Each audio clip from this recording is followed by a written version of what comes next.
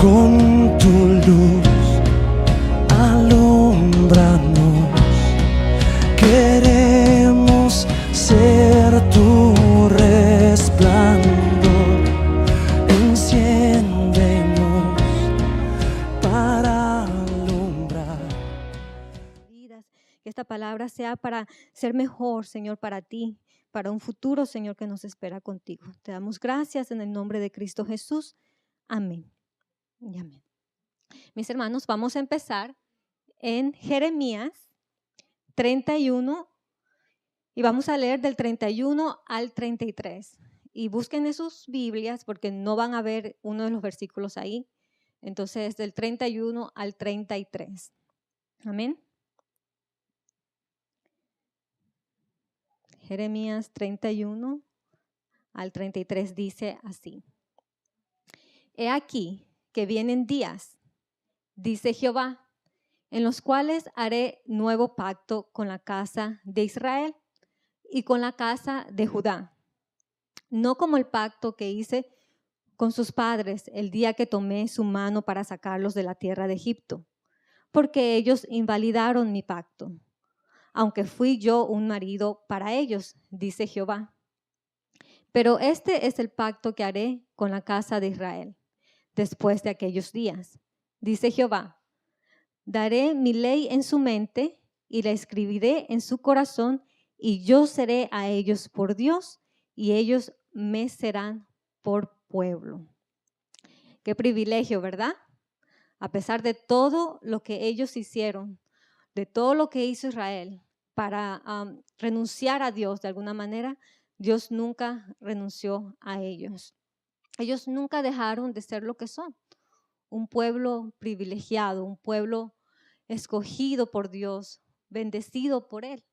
Un pueblo que incluso podía decir que el día que Jesús vino a esta tierra, ellos tuvieron pues todo el derecho de caminar junto a Él, de escucharlo hablar, de verlo hacer milagros. ¿Se imaginan poder decir algo así? Que como pueblo de Dios tuvieron todo el derecho de caminar con el Hijo de Dios, de estar cerca del Hijo de Dios. Un gran privilegio. Sin embargo, ellos no fueron los únicos. Así que veamos qué pasó el día que una mujer que no pertenecía a este pueblo se acercó a Jesús para decirle esto. Vayamos a Mateo 15.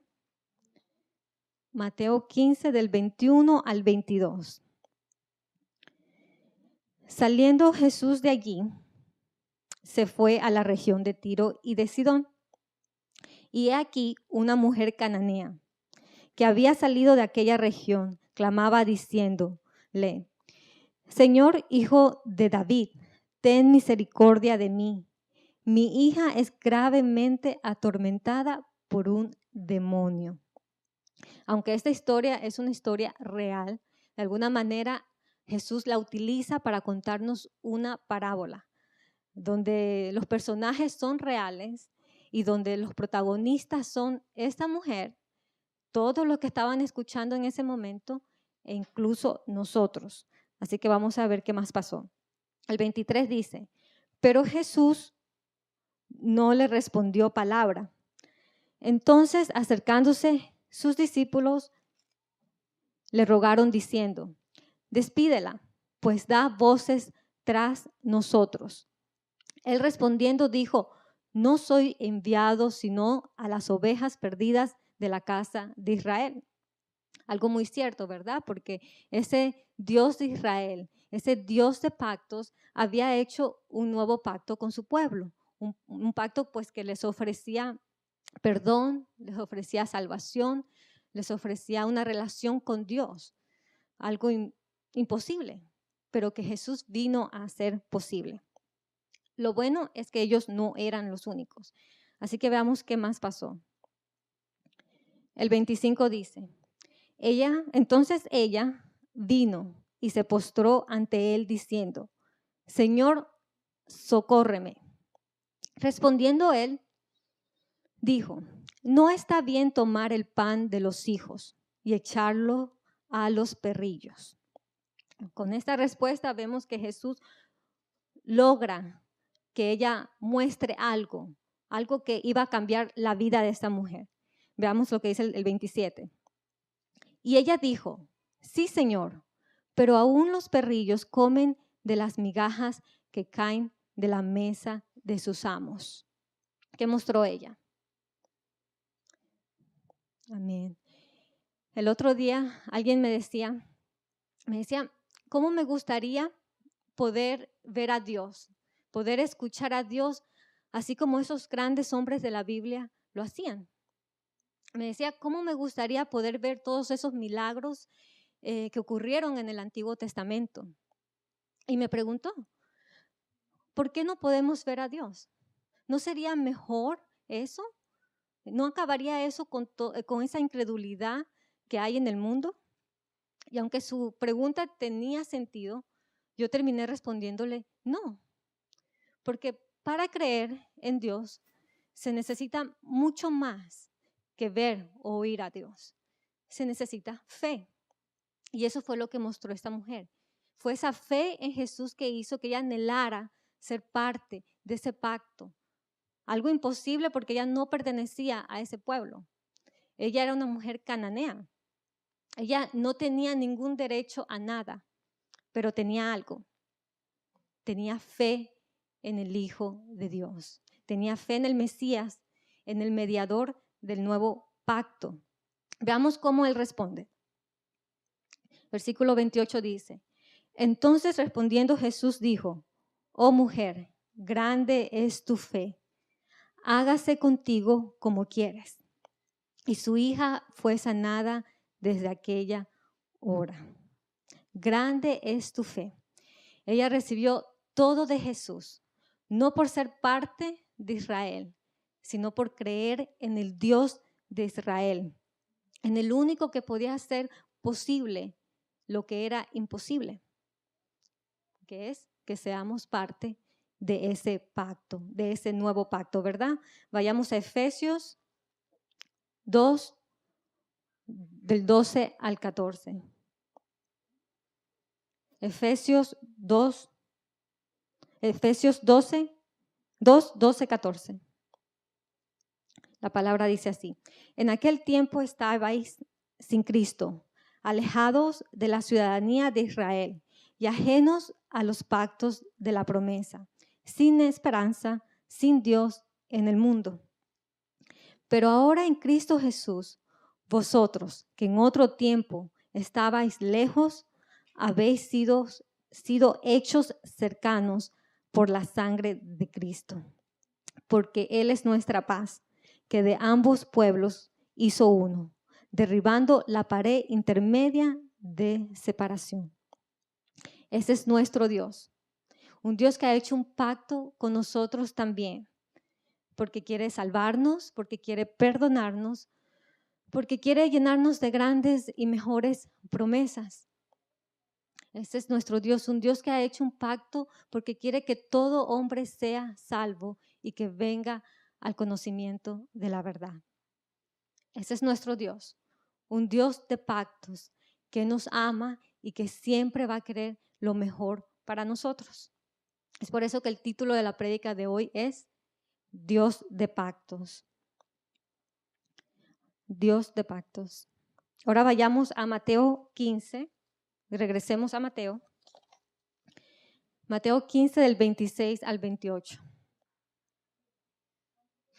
Mateo 15 del 26 al 28 dice, respondiendo él dijo, no está bien tomar el pan de los hijos y echarlo a los perrillos. Y ella dijo, sí, Señor, pero aún los perrillos comen de las migajas que caen de la mesa de sus amos. Entonces respondiendo Jesús dijo, oh mujer, grande es tu fe, hágase contigo como quieres. Y su hija fue sanada desde aquella hora.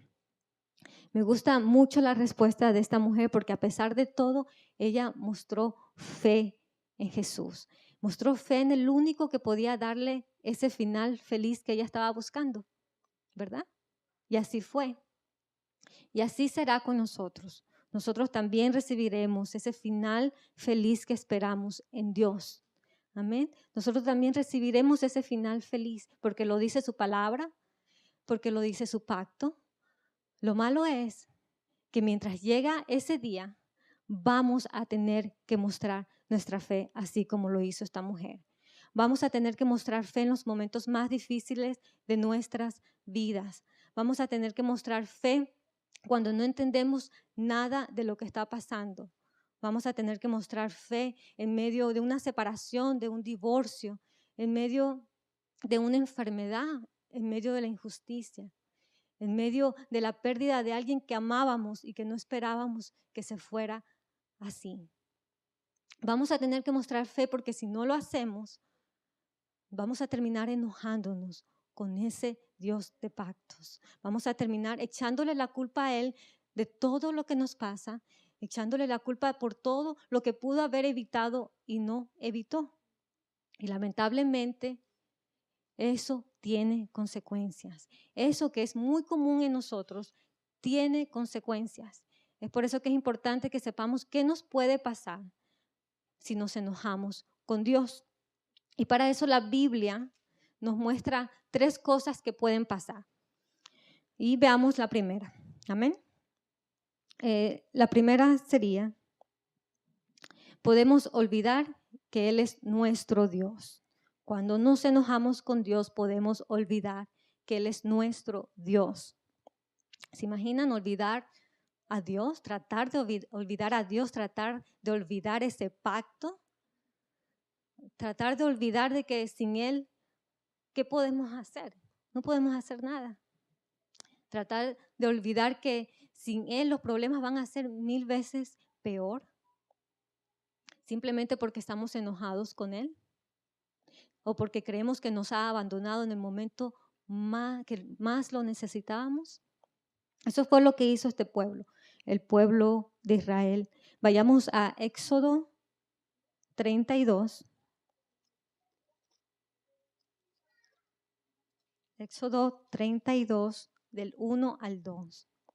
Aquí vemos lo que pasó cuando Moisés fue al monte de Sinaí para recibir los mandamientos.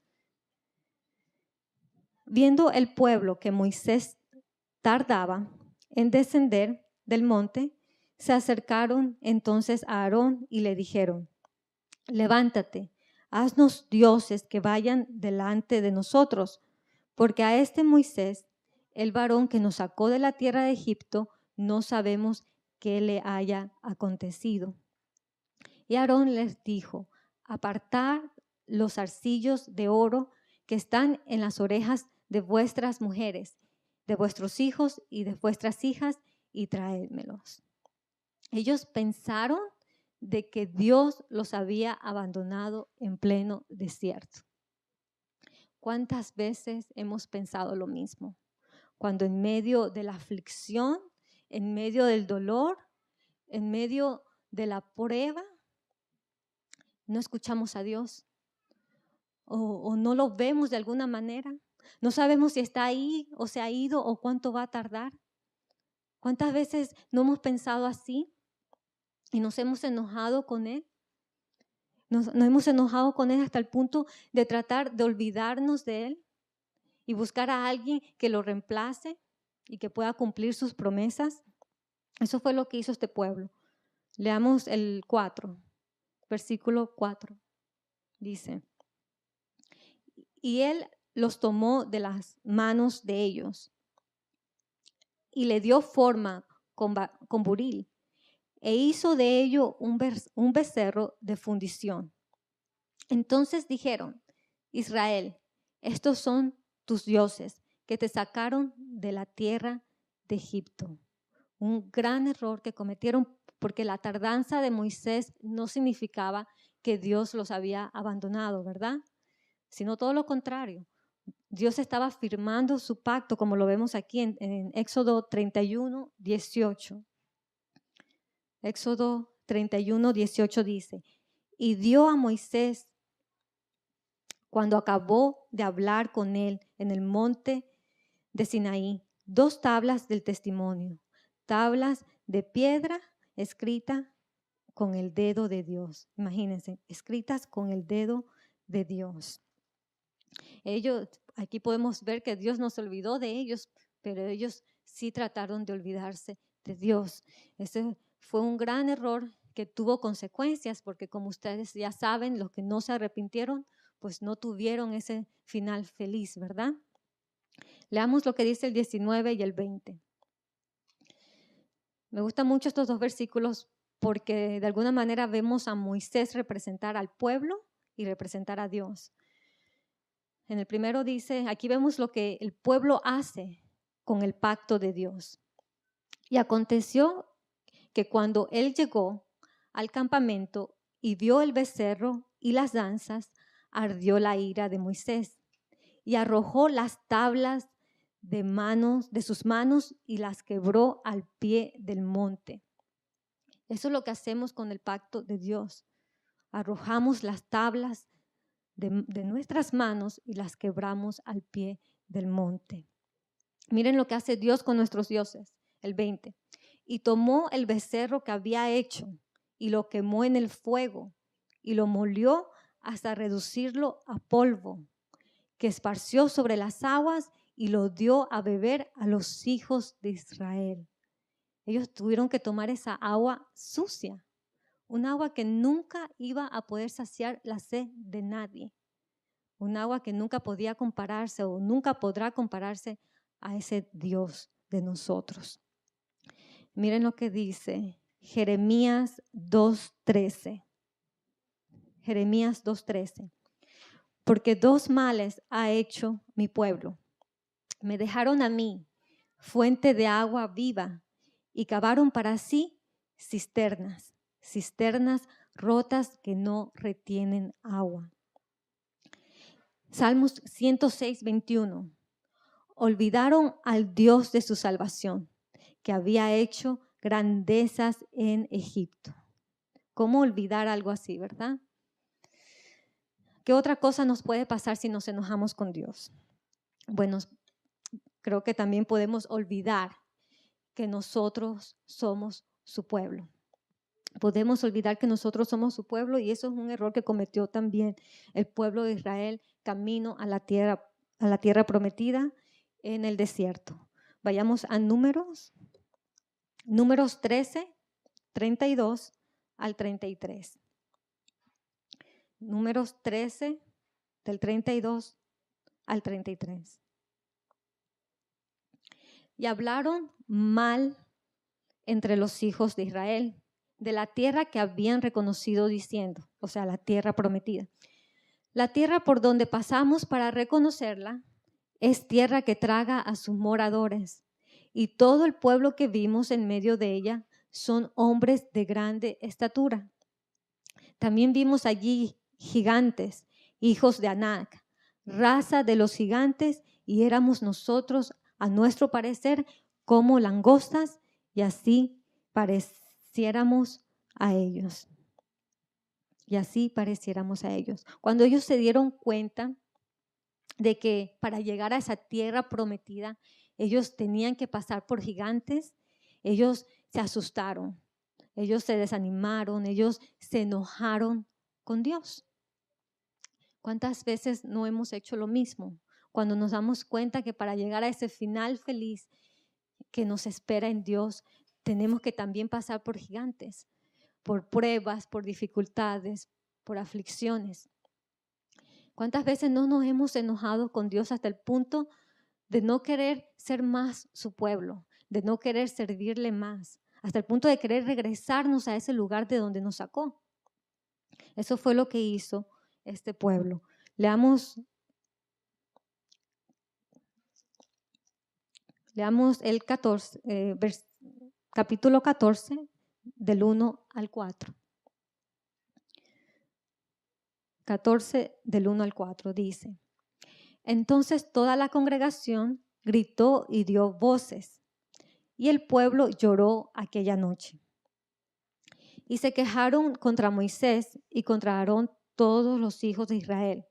Y les dijo toda la multitud: Ojalá muriéramos en la tierra de Egipto, o en este desierto, ojalá muriéramos. ¿Y por qué nos trae Jehová a esta tierra para caer a espada y que nuestras mujeres y nuestros niños sean por presa. ¿No nos sería mejor volvernos a Egipto? Y decían el uno al otro, designémonos un capitán y volvámonos a Egipto. ¿No nos sería mejor volvernos a Egipto? Obvio que la respuesta es no, ¿verdad? Pero a veces en medio de una aflicción, en medio del enojo, la respuesta puede ser sí. Hay muchos que piensan así. Muchos piensan que es mejor ya no seguir a Dios, que es mejor regresarnos a ese lugar de donde nos sacó, que es mejor ya no servirle, ya no ser parte de su pueblo, ya no ser parte de ese pacto. Y lo malo es que los que piensan así, terminan así. Vayamos a Isaías 30, del 1 al 3. Y no va a aparecer en la pantalla, entonces lo tienen que buscar pues en sus Biblias. Isaías 30, del 1 al 3.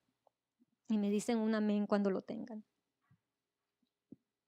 Isaías 30, del 1 al 3. Amén. Ok, la palabra dice así. Ay de los hijos que se apartan, dice Jehová, para tomar consejo y no de mí, para cobijarse con cubierta y no de mi espíritu, añadiendo pecado a pecado. Y que se apartan para descender a Egipto. Y no han preguntado de mi boca, para fortalecerse con la fuerza de Faraón y poner su esperanza en la sombra de Egipto. Pero la fuerza de Faraón se os cambiará en vergüenza y el amparo en la sombra de Egipto en confusión. ¿Se imaginan pensar que otro lugar, otros dioses pueden ser mejor que Dios? ¿O pueden darnos mejores cosas que Dios? Ese es un gran error que ni siquiera las personas que tienen dioses ajenos lo cometen. Miren lo que dice Jeremías 2, del 10 al 11. Jeremías 2, del 10 al 11. ¿Por qué pasad a las costas de Quitim y mirad y enviad a Cedar y considerad cuidadosamente y ved si se ha hecho cosa semejante a esta? ¿Acaso alguna nación ha cambiado sus dioses, aunque ellos no son dioses? Sin embargo, mi pueblo ha trocado su gloria, por lo que no aprovechan. Miren lo que dice esta otra traducción. Envié mensajeros al desierto de Arabia o a las islas del Mediterráneo para que se fijen y averigüen si alguna vez pasó algo parecido. Este es Dios. Jamás he conocido a una nación que haya abandonado a sus dioses, aun cuando sus dioses sean falsos. Pero ustedes me cambiaron a mí, que soy el Dios verdadero y glorioso, por dioses que no sirven para nada. ¿Se imaginan? ¿Qué más nos puede pasar cuando nos enojamos con Dios? Bueno, podemos guardar su pacto. Guardamos su pacto. El otro día estaba cambiando a mi bebé. Como ustedes ya saben, tengo un bebé de 3 meses. Estaba cambiando a mi bebé y ya era de noche, lo estaba preparando para dormir. Me acuerdo que lo abrigué muy bien, lo vestí muy bien porque estaba haciendo frío. Le puse la ropa más calientita que había, le di de comer, lo acosté a dormir y esperaba que durmiera toda la noche. Pero no fue así. Se levantó varias veces en la noche y una de esas veces me di cuenta de que estaba mojado. Su pañal estaba mojado, así que decidí cambiarlo de pañal. Aunque no quería, porque él ya estaba bien arrullado en mis brazos y ya casi dormido, pues no quería molestarlo. No quería cambiar el pañal, pero lo tenía que hacer, lo iba a hacer porque no pensaba dejarlo pasar frío en la noche. Entonces hice todo lo posible para que no se diera cuenta, que le estaba cambiando el pañal. Y lo estaba logrando hasta que en el momento, de repente, en el cambio del pañal, de un pañal al otro, él se hace pipí. Lamentablemente, obviamente a nadie le gusta eso porque terminó mojando el cambiador, terminó mojando la ropa. Me tocó cambiarlo entero. Él se despertó, lloró como nunca. Y por más que traté de calmarlo y decirle, mi amor, espera, mi amor, ten paciencia, ya te vas a sentir mejor, pues él no le importó. No me entendió lo que le estaba diciendo, no me escuchó y él seguía llorando. Aunque duró como 10 minutos lo que hice, creo que fueron los 10 minutos más largos para él. Él estaba enojado conmigo. Él estaba enojado y creo que si hubiera podido preguntarme algo me hubiera dicho, ¿por qué? ¿Por qué no me dejas dormir con ese pañal mojado? O quizás me hubiera dicho, ¿hasta cuánto, mamá? ¿No ves que estaba tranquilo? Y mira cómo me tienes ahora. Quizás me hubiera hecho muchas preguntas, ¿verdad? Y creo que muchas veces nos comportamos como mi bebé. Y nos hacemos preguntas, comenzamos a llorar, comenzamos a enojarnos con Dios y nos hacemos preguntas como estas. Miren lo que dice Salmos 44 del 23 al 26. Salmos 44 del 23 al 26. Despierta, ¿por qué duermes, Señor? Despierta, no te alejes para siempre. ¿Por qué escondes tu rostro y te olvidas de nuestra aflicción y de la opresión nuestra? ¿Por qué nuestra alma está agobiada hasta el polvo y nuestro cuerpo está postrado hasta la tierra? Levántate para ayudarnos y redímenos por causa de tu misericordia. ¿Cuántas veces no le hemos preguntado lo mismo al Señor? No le hemos dicho, ¿por qué, Señor? ¿Por qué? ¿Hasta cuándo? ¿Hasta cuándo tanto dolor, tanto sufrimiento? ¿Hasta cuándo tanto de lo que estemos pasando? Miren lo que dice Habacuc 1, del 2 al 3. ¿Hasta cuándo, oh Jehová? Clamaré y no oirás, y daré voces a ti a causa de la violencia, y no salvarás. ¿Por qué me haces ver iniquidad y haces que vea molestia, destrucción y violencia? Están delante de mí, y pleito y contienda se levantan. Qué fácil enojarse con Dios, ¿verdad? Qué fácil enojarse con Dios cuando sentimos esto. ¿Cuándo guardamos nuestro pacto? A pesar de estar enojado, ¿cuándo guardamos nuestro pacto? Creo que guardamos ese pacto cuando guardamos la fe. Cuando mantenemos esa fe y mostramos nuestra fe y con esa fe acudimos al único que puede hacerlo todo de nuevo, al único que puede ayudarnos, consolarnos, al único que puede responder en realidad esas preguntas que tenemos. Y lo hace. Lo hizo con Habacuc. Si lo podemos ver, está en Habacuc 2, del 2 al 4. Miren cómo respondió. Y así nos responde a nosotros. Y Jehová me respondió y dijo, escribe la visión y declárala en tablas, para que corra el que la leyere en ella. Aunque la visión tardará aún por un tiempo, más se apresura hacia el fin, y no mentirá. Aunque tardare, espéralo, porque sin duda vendrá, no tardará.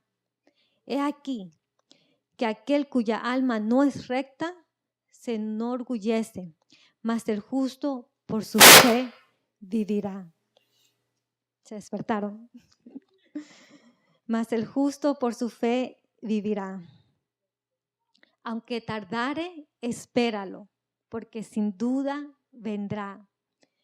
¿Qué quiso decir? Quiso decir lo que yo le quise decir a mi bebé. Ten paciencia, espera, ya te vas a sentir mejor. Tú no sabes lo que estoy haciendo, pero yo sí sé. Y eso es lo que importa. ¿Cuántas veces el Señor nos ha dicho eso? ¿Cuántas veces no lo hemos escuchado decirnos que Él está ahí? ¿Cuántas veces de alguna manera no lo hemos visto ahí al lado, tratando de consolarnos? La Biblia dice que Él es la sombra a nuestra mano derecha. Y Él está ahí para consolarnos. Eso fue lo que yo hice con mi bebé. Y eso es lo que hará con nosotros. Isaías 66:13 dice, y no lo tienen en la pantalla, Isaías 66:13 dice, como aquel a quien consuela su madre, así os consolaré yo a vosotros, y en Jerusalén tomaréis consuelo. Otra traducción dice, yo, por mi parte, los consolaré a ustedes como una madre consuela a su hijo. Así ustedes recibirán consuelo en la casa de Israel. Dios quiere lo mejor para nosotros. Dios quiere lo mejor para nosotros, que eso nunca se nos olvide a pesar de lo que estemos pasando. Dios quiere lo mejor para nosotros. Los planes que Él tiene para nosotros son buenos, son perfectos y son agradables, aunque no parezcan en ese momento. Ese es el Dios de pactos que tenemos. Dios quiere darnos ese final feliz. Un final feliz que hará que todo valga la pena. Un final feliz que hará que esos 10 minutos de aflicción, de prueba, de dificultad, de problemas, harán que esos 10 minutos hayan valido la pena. Miren cómo se verá nuestro final feliz. Apocalipsis 21, del 3 al 7. Apocalipsis 21, del 3 al 7.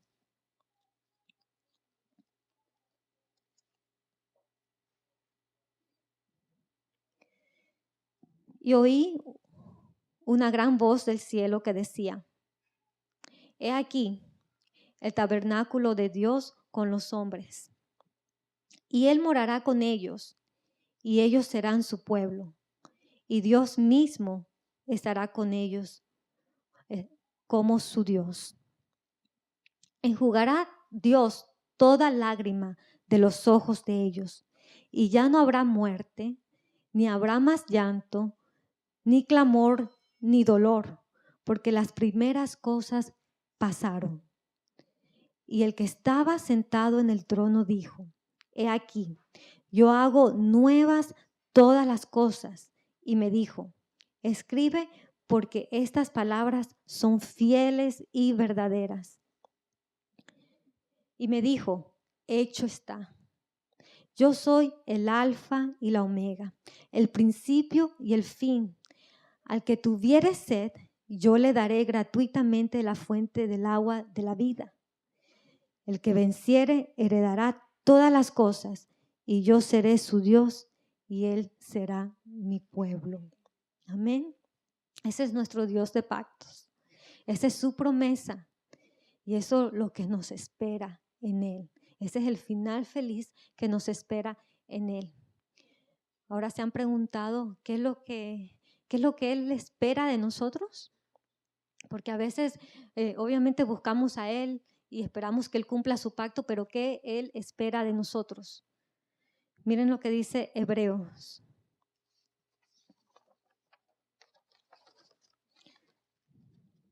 Hebreos 10, del 37 al 39. Dice, porque aún un poquito, y el que ha de venir, vendrá, y no tardará. Mas el justo vivirá por fe. Y si retrocediere, no agradará a mi alma. Pero nosotros no somos de los que retroceden para perdición, sino de los que tienen fe para preservación del alma. Hermanos, pongámonos de pie.